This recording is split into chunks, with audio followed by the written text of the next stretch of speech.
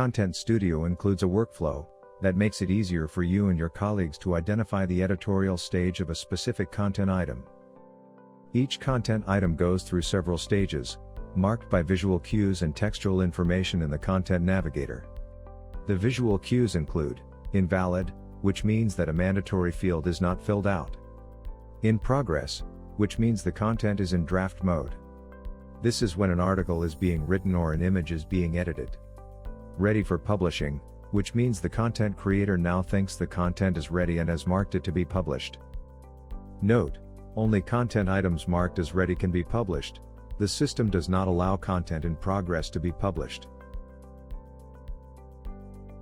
You can also request publishing for a draft, which is signaled by an icon and text in the upper right.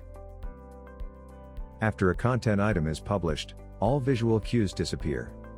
Now you should focus on the content status in a text field next to the content item. Published is self-explanatory. Publishing scheduled is a content item that is set to be published in the future.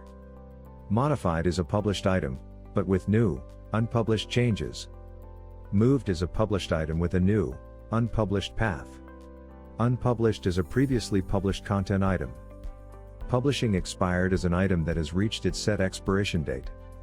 By the way, new marks every hitherto unpublished content item in draft mode, which always has one of the visual cues as well.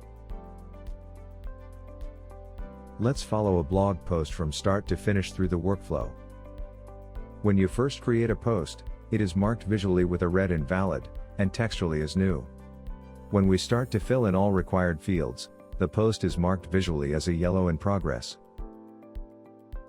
When we are happy with the result, we mark the post as ready, which appears visually as a green ready for publishing. When it gets published, the visual cue disappears and the status goes from new to published. As a side note, you can of course configure who has access to publish a content.